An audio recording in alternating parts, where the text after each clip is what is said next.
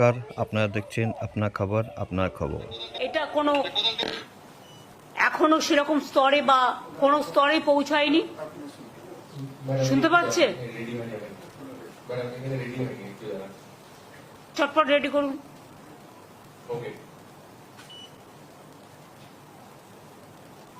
Ready?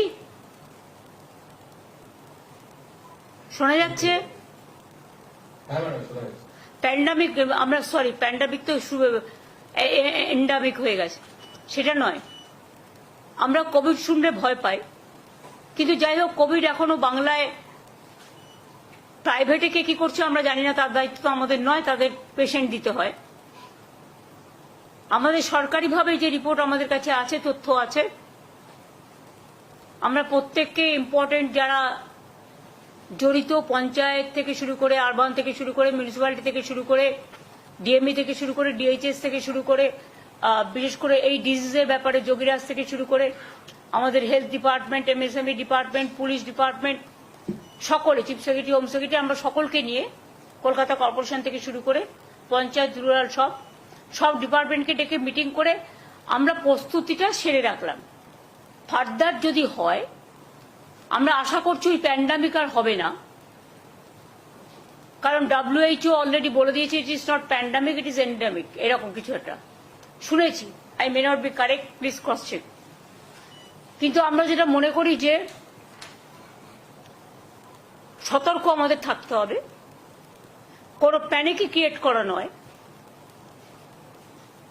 যদি by chance সেরকম কিছু হয়, আমাদের প্রস্তুতি তৈরি থাকবে, এটা নিয়ে ভয় পাওয়ার কোনো কারণ নেই। কিছু কিছু ক্ষেত্রে যাদের কোমরবিডিটিস আছে, যাদের লাংসের প্রবলেম আছে, চেস্টের প্রবলেম আছে, হার্টের প্রবলেম আছে, বা অন্যান্য নানা রকম প্রবলেম থাকতে পারে, এবং sometimes ageing is also the factor.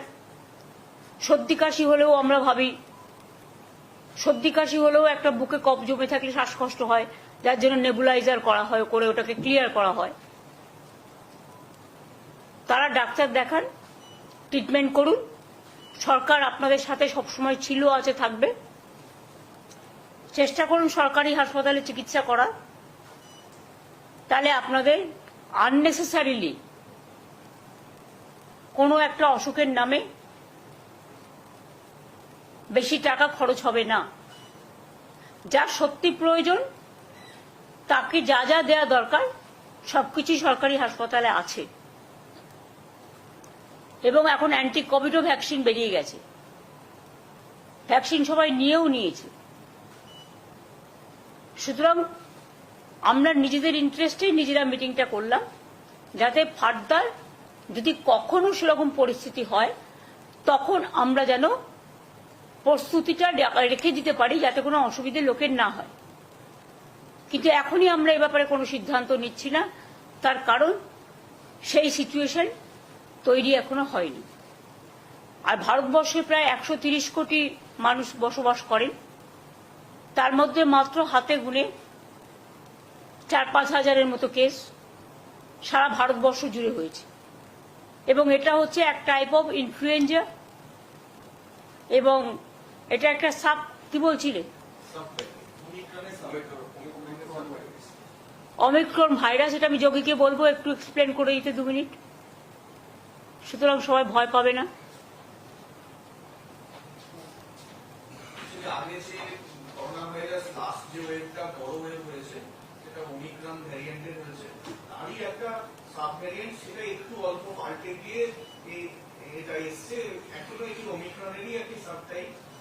এবং এখনো অব্দি সেরকম ভ্যারিয়েন্ট অফ কনসার্ন, মানে যেগুলো বিরাট ঘটনা ঘটাতে পারে, এরকম ধরনের ভ্যারিয়েন্ট হিসেবে WHO এটাকে রিগার্ড করেনি, একবারও বলেনি যে এটা ভ্যারিয়েন্ট অফ কনসার্ন।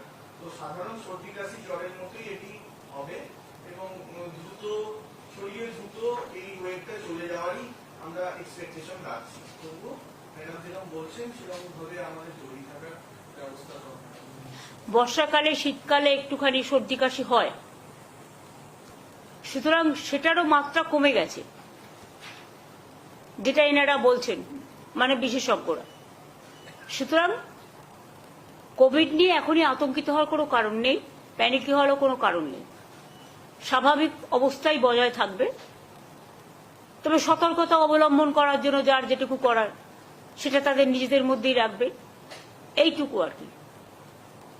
এটা নিয়ে আজকে মিটিং ছিল।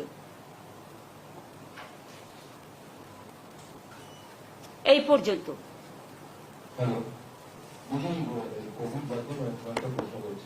না, অন্য কোনো কোশ্চেন এখানে হবে না। এটা অফিসাররা প্রত্যেকে আছে, অনলি এটা Covid related meeting, nothing else. সরকারি প্রকল্প যেটা সেটা হচ্ছে যে জগন্নাথ মন্দির তো ভীষণ ফেমাস। প্লিজ, আমি আপনাদের বলছি, this is only Covid related. Please understand your limitation also. I understand my limitation. হেলথের মিটিংয়ে জগন্নাথ দেব আসবে না, জগন্নাথের মন্দিরে জগন্নাথ দেব আসবে, ঠিক আছে? Thank you. আপনারা দেখলেন আপনা খবর আপনা খবর। আপনারা দেখলেন আপনা